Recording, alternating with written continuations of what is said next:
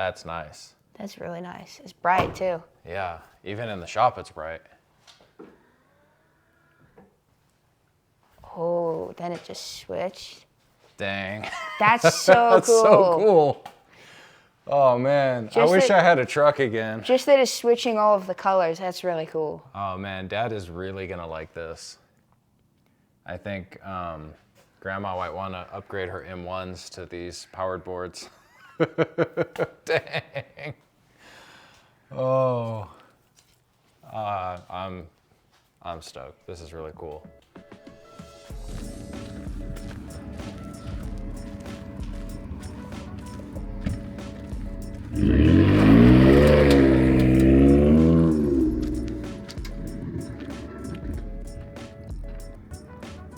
Welcome back to the shop. I'm Jason. Just about 8 months ago, I was working on my mom's F250. I installed a set of Boost Auto Lumastep M1s.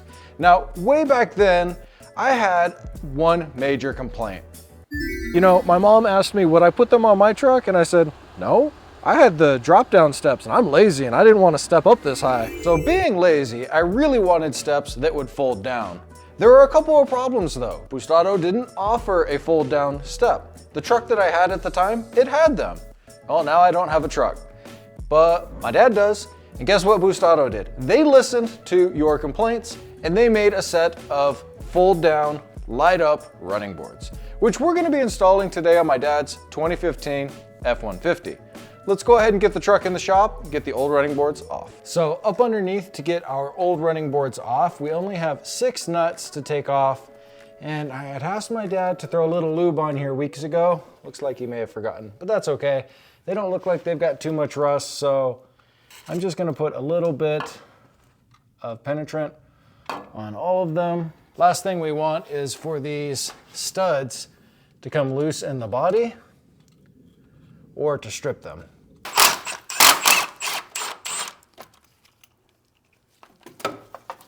Oh, is it gonna fit? Nope. I need one of those shallow 90-degree impacts. That would be cool.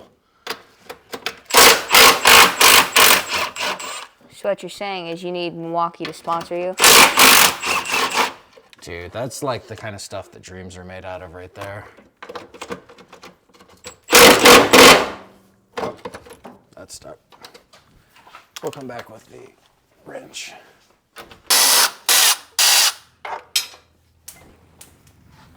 There goes that one. So this is one of those rare occasions where it's actually harder to do this part because I'm using a lift. But honestly, I'm not complaining. This lift has been like revolutionizing to my shop capabilities. I do really miss having a scissor lift though. I know that sounds stupid, but with a scissor lift, it would be right in the middle. And I do a lot of detail work just for fun because I like my cars to be nice. Tangent for now. Hopefully a scissor lift is back in my future, but let's get these guys off. They're not too heavy. If you're on the ground, you can totally manage this by yourself. And then you don't have to work out past the lift arms. There we go. With our old running boards off, we got to get all our parts unboxed and figure out how to get this together. Okay, this is a different set of stuff here. This is the Boost Juice. This is what I'm going to use at the end of this video to clean and restore the pads on my mom's Lumastep M1s. And it looks like some trim tools. These will come in handy when I do the wiring inside. Wow, this is Packed in there. This is packed in really well, my goodness. It's custom fit boxes. Gosh, these guys really take pride in these parts. Look at how nice these are. Wow. These are just the so folding cool. step. That looks Oh man, check it out. They've got the logo on there and everything. All right, that's dope. It's gonna be cleaner than the rest of the truck. Yeah, it looks like these two steps is rear, and then the two different fronts, passenger and driver's front. So the front is the motor. Yep, that's simple enough. Looks Looks like a nice OEM style. This might even be a Deutsch connector. And then this is for our lighting right here. Seems Goes simple into the enough two different sides. for the actual running boards. Oh dear. More wiring. More wiring. More wiring. More wiring. This is a few more things than the old ones.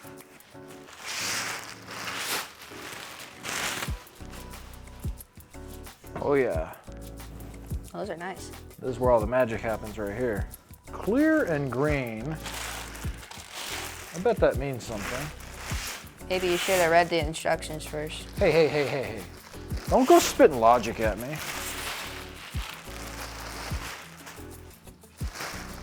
Let's just go ahead and start getting some parts in the car first. Both of our rear brackets are labeled rear, which means they can go on either side.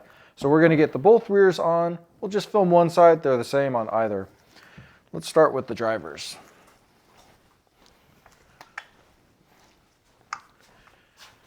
This guy is gonna slip up over our studs from before. And then we're gonna be using the washer and then the lock nut. And you're gonna wanna get all these installed loosely so that once we get the running boards back on or get the running boards on, we'll be able to adjust them. And a ratcheting box wrench to make this go much easier. Links down below to these guys.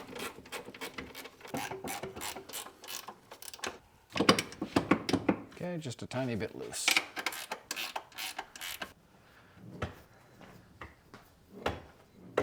They come down themselves, Yeah, that's the weight. so the motor part will hold it up. Yep.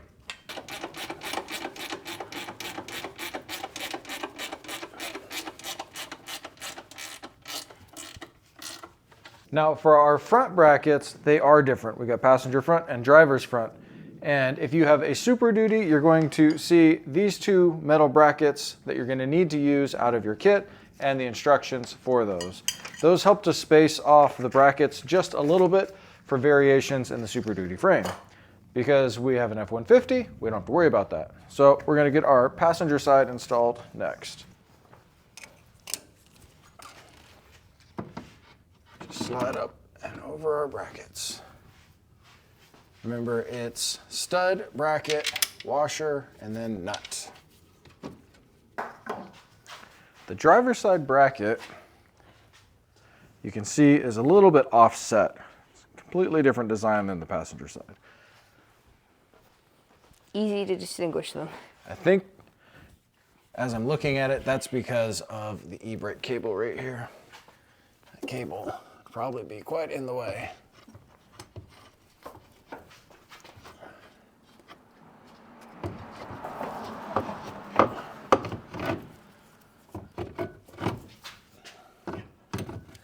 But there is an opening in the bracket for it to fit right there.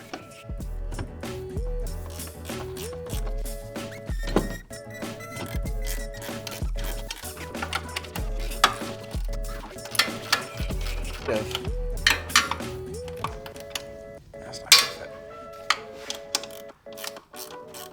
So yesterday was date night, which meant I didn't get to get as much done on this project as I wanted. I only worked on it with Judah for, what did we work on this, like an hour yesterday? Maybe. Something like that. So what I was getting hung up on at the end there was the gobble and gobble of wires. There's a bunch of different harnesses that are running all over the place here, two of which need to be piloted inside of the car. Ultimately, it's not that big a deal. You can see what I did here was I laid everything out over top of the truck so that I could just kind of run it back and forth and side to side, get everything where I thought it was supposed to go. Now it looks a lot easier. The only other thing that was kind of throwing me for a loop that I had forgotten about was these little connectors. These are going to be the jumper that allows for the puddle light operation, which you'll see later once we kick everything on. When you open the door, you're going to get that nice flash of white light on the ground so you can see where you're going and so you don't step in those big old puddles. That's why they call them puddle lights. So let's start by first getting our opening through the grommet and the firewall to get our CAN bus wires and our rock light switch to the inside. When I installed the running boards on my mom's F250, I left the interior wires for last, and I actually wound up with just slightly less harness than I wanted to. This time I'll run the wires inside first, and then I'll have all the extra harness on the outside to deal with. The plan here is to try to push through the top of that grommet with a awl first. I put a little bit of assembly lube on there. And I remember on my mom's truck, the F250, it's got the same grommet there, that it was actually a pretty deep grommet to get all the way through to the other side. All right, there's the first poke. I can feel it on the other side. Judy, you want to peek your head down underneath? See if you can see it poking at all. Oh yeah, it's pushing it. Is it a good spot right there? That's a little low. Raise it a little. Okay.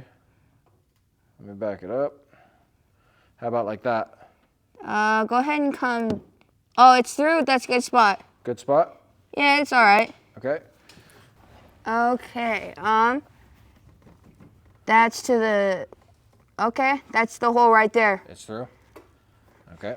Don't push too far though, because you were really close to the wires right here. Okay, so now we need to use something.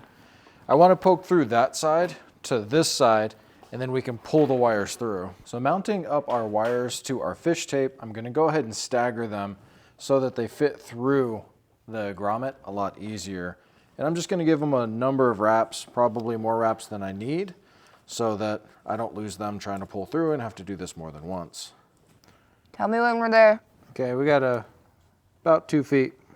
Okay. Okay, we're coming up right there. We just contacted. Oh yeah, that worked much better. Oh yeah. So go ahead, pull. Should be just about through. Yeah, almost. Okay, let's switch. Whoa, whoa, whoa. Just guide it all through. Yeah, you just feed and tell me if one of them stops pulling. Okay. Okay, it's all coming. All right, it looks like they all came through.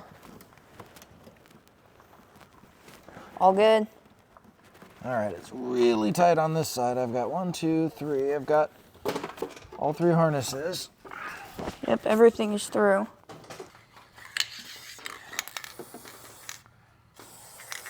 Oh, my headlight's gonna be covered in dry lube too. Whatever, it's dry, right? Yeah. Oh yeah, that pulls through much better now. All right, it's all going. Okay. Got plenty of wire on this side. I'm gonna unwrap the tape here. So I've hit a small snag in the road. I don't remember how the bottom section of the dash comes off. So what do? You go to YouTube. And it just so happens that this guy right here is taking the bottom section of the dash off, and he's putting a switch in here so that it's visible. So hopefully we don't leave the rock lights on. To get this guy down, it's just a bunch of little clips. Reach in there and you yank back and it'll pop out and it folds out nicely like. So I guess it looks like it comes down pretty easy. Don't forget to like and subscribe. All right, now we're back to getting our panel down to get our wires up here. I'm gonna put the button just to the left here with the lighting wire harness so that they're right next to each other. My fingers in here. Just pop everything back.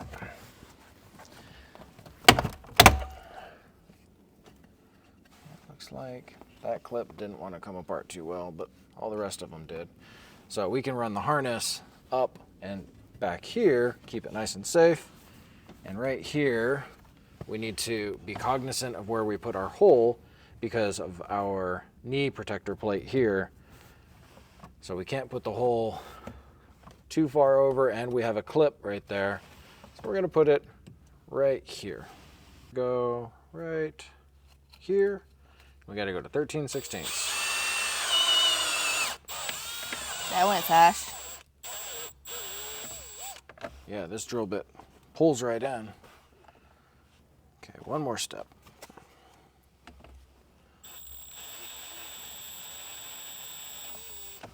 It's almost a little dangerous. All right, that's gonna be good. Just push it in. Yeah, I want to get the wires through though.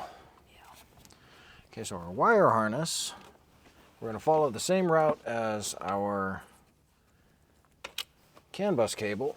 Gonna run it right up past the OBD connector through here. The wires are already protected. Gonna make sure that they go up and over the kick panel here. They're out of the way back there. Then we can line this back up, clip it all back into place. Now on our little connector, we have our 2 pins. The outside pin is going to be white, the middle pin is going to be red, and the gold pin is blank. Is that correct, Judah? Yes. As you remember? Glad we looked at it first before we just unplugged it. So our last bit of wiring that I actually figured out on my mom's truck is our rock light switch. You notice there are 3 pins on there. One of them is really important and doesn't get really mentioned in the instructions. That's going to be for a little wire like this to go to ground. If you install this onto the 3rd pin, the little switch lights up. Easy peasy. So I'm going to pop this back out. And the easiest way of going about this is this ground bolt, or this panel bolt right here. This is a fantastic ground location that we can run straight to our pin. Our wire run down and around into a little loop. Push this switch. Bingo, bingo. We got light. So for our signal wires, there are 2 different style OBD ports. There's either one that is a standalone connector or one like this that has a module attached to it. And what we need to do is we need to drop it down to get access to the back side of our wires here. Right there. Then we're going to be splicing in our high and our low. And I already forgot which wires go where. I'll be right back. So on our OBD, I went back and looked. We need to get to signal high and signal low. That's going to be pin 6 and 7 starting from the outside. And you have 1 blank pin, at least on this truck, before you get to 6. And for me, pin 6 is a white with a blue stripe. So we're gonna put our little T-tap in there. These are some pretty fancy T-taps. There we go. Should hear it click. Got one side in. Now our other one right next to it. It's pin 19. We're gonna put the T-tap on there as well. I'm gonna actually have it go the other direction so that it's not in the way.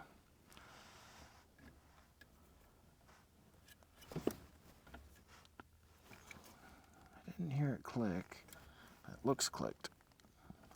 So our first one, that's going to be our cable marked high.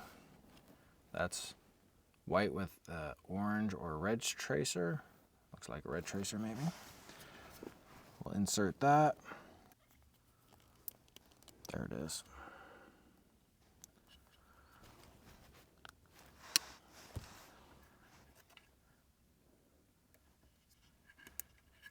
Oh, that one went a bit easier.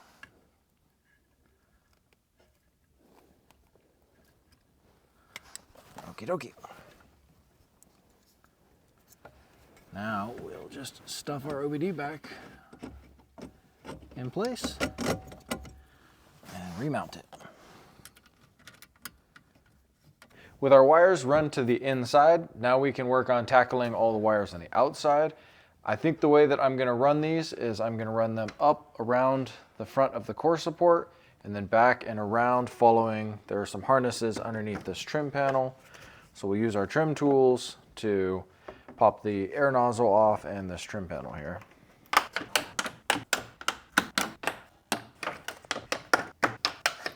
Is there another clip? Nope. Thought there was. Wow, this thing's very flexy rubbery. This was a BMW part, it'd be hard and brittle and probably break into like 35 pieces. Jeez. And have clips that didn't stay together. All right, so now we just need to figure out where to tuck these guys down and around.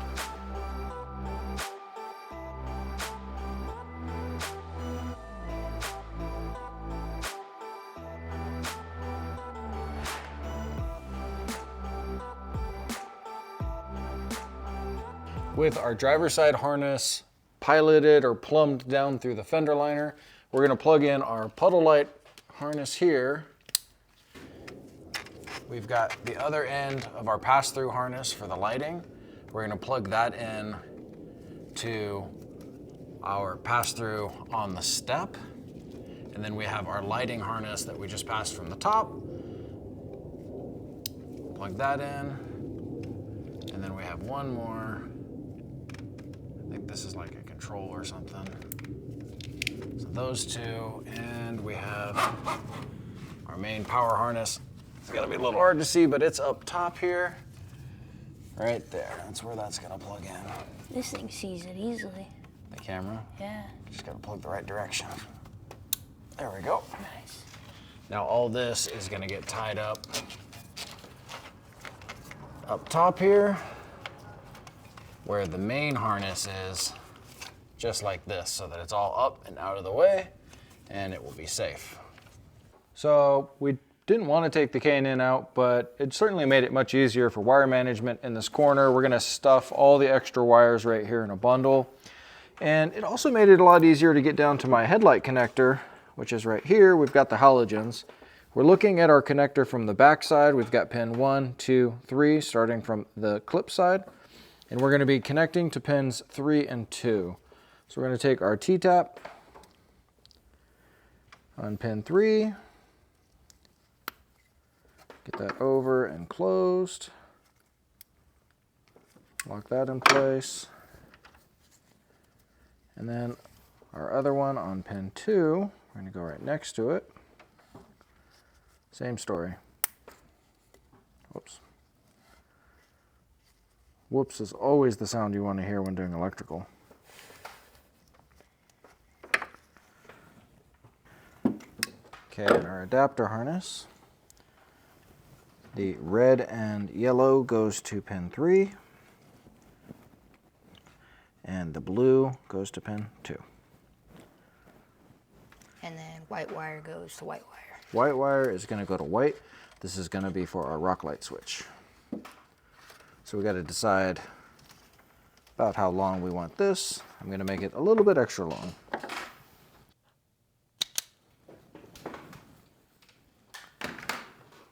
It's always good to have a nice set of strippers in the garage. Hey, the strippers are here! Okay, gave it the pull test. Solid. Now we just gotta shrink this side of the shrink wrap. Okay, now this is the end of our lighting harness from down underneath. This is the splitter that's gonna go across from this headlight to the other side via this cable. So now, let's get it plugged in and then we'll route all our wires around. Plug's way down there. Found it. Okay. Now we just got to make this look pretty.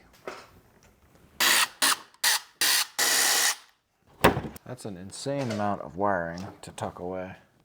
Yeah. You really could route this wherever you want, but it has to be right here by the battery with all this wiring. They zip tied it right here above the fuse box.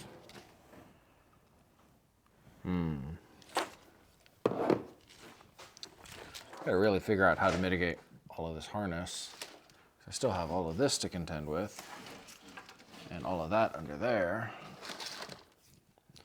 I think I'm gonna start on that side and work this way now that everything's run. So we've got all of our wires tucked away the best that we can. On this side, we've got them wrapped up with zip ties and up near the headlight so they're out of the way of the air box. They tuck down through the core support. I've got a combination of zip ties, electrical tape, and fabric Tessa tape, manufacturer's specific style tape, on both sides and in all the corners. Everything is tied up about as neat as it can get. To make sure that we're not getting any water traveling down the wires and into the cab, I'm gonna take a little bit of butyl rubber. This is the sticky, rubbery stuff. And I'm gonna wrap it around the wires and that grommet, stuff it all into place, and then go to the inside and just tug just a little bit to help pull it all in. That'll give us a nice seal that is reversible versus trying to glue it all in there with a silicone. This is very commonly used by manufacturers to do the same thing. That will help to keep anything out of there. For our main power connections and our module connection over here in the corner, what I wound up doing was splitting the harness around the battery to try to make the best use of space. There is a lot of cable extra to manage here. Wherever I had cables that were going to be passing by hot, sharp, or otherwise objects, I wrapped them in Tessa tape on both sides of the battery. And then I made sure to orient our fuses right here in the middle, close to the battery for easy access. The module is plugged in here, and I have it zip tied in place to this little bracket so that you can peel this up to still get the fuse box out, and then everything sits down and out of the way nicely. Now we can get down underneath and get our running boards attached and make sure that they open and close, get everything situated. With our wires all taken care of, it's ready to put, or we're ready to put the running boards on. In our case, we did not get the foam pads, which means we're going to be using the spacer blocks. So we're also going to be using the longer bolts. The end over here, or the back end that doesn't have the connectors, is where we're going to drop our bolts in. These are just T-tracks. We're going to put 4 into each of our boards.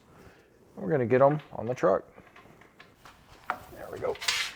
Ideally, you want to try to align your bolts close to where we're going to be installing. So then did we really not have to leave the whole brackets loose if the running board can slide? Well, there's 2 different adjustments there, right? So the brackets can adjust like this, and this can adjust forward and backwards. So by leaving everything loose, once we get these roughly tightened in, we'll pull them up to the body and then adjust them forward to back, line everything up, and get good fitment.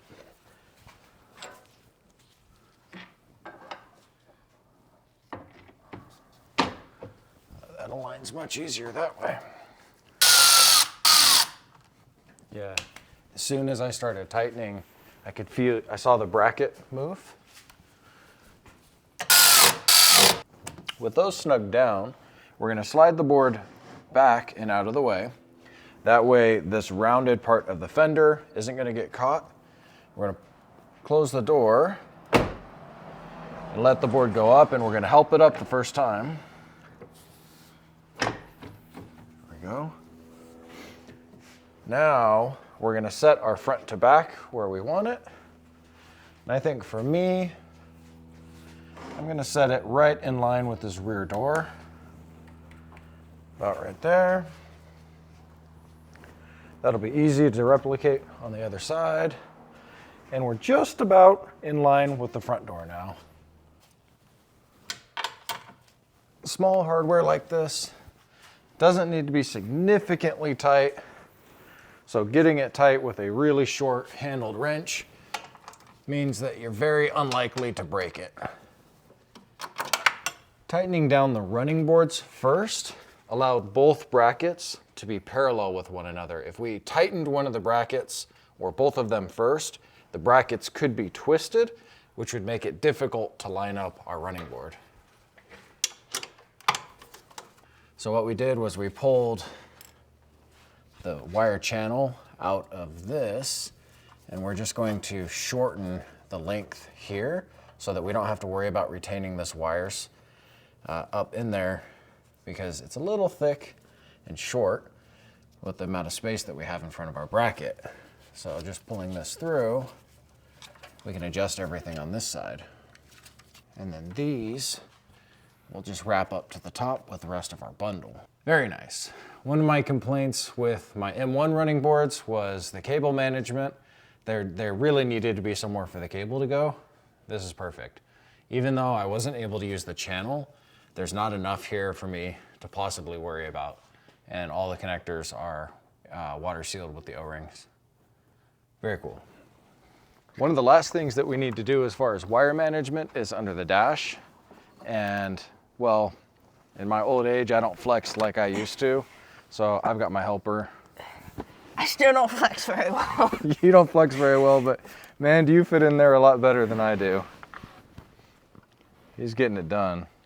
So basically what we're doing is all the way up in the corner there where we brought the wires in, I left some slack so that things could be moved around under the dash. And we're just getting them zip tied up to that primary harness. and making them clean and out of the way. As it is, man, I'm smiling ear to ear with these things. They are dope, like really cool.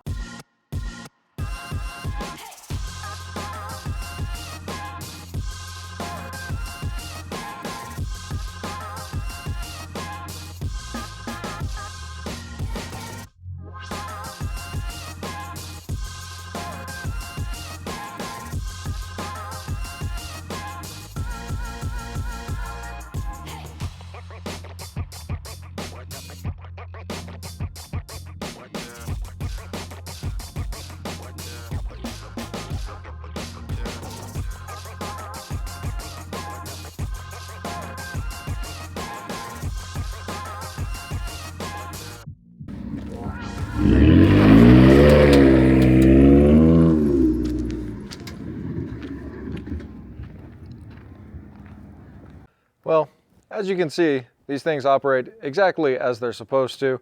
It's really interesting. The boards have been on for 2 weeks now, and when I took the truck back over to my parents' house the first time, I opened it up on the other side. My dad said, hey, the running board didn't come on, it didn't come out on this side. Why didn't it turn on? I'm like, well, Dad, it's actually linked up to the truck and to the CAN bus system, so it knows which door is opening. So I could open the front door and it'll open here, but nothing happens on the other side. He was like, what? That's really cool. So, I mean, these running boards have worked out fantastic. Mom and Dad have been using them. It's nice that when they come down, we're gonna give them a good exercise right here. They give you a nice low approach and then get up out of the way, different than the boards that are on my mom's Tremor that are just up high and tight all the time. That way you can't open them up when you're on a trail or out on the rocks or doing something silly like that. The lighting function, well, you saw all the B-roll. These things light up the night. And you know, I wasn't really sure what to make of my mom telling me people talking to her about them all the time, but I've been dragging around this trailer behind us and I've been doing stuff with the truck and borrowing it, and people have definitely noticed the rubbernecking as we drive by. I had a dude last night going, roll the window down. He thought they were so cool. Now, I think what he was driving was even cooler. It was like this Japanese import right-hand drive turbo Corolla manual thing. Like it was pretty cool, but yeah, he noticed the running boards. They have been great. Now, in full disclosure, Boost did send these out to me. I didn't buy them, but they gave me no ultimatum. They didn't tell me what to do or say. Now, I did get this jazzy hat. This isn't even my truck. This is my dad's truck. And he has already been super excited about them. There isn't much to say. There is nothing wrong with the install. It all worked out flawlessly. Everything was there. I do wish that they mentioned something about that ground wire for the lighted switch, because I totally missed that. That was my own fault though. As you can see, I've got the rock light on right now. Even in the daytime, it puts an ample amount of light onto the floor.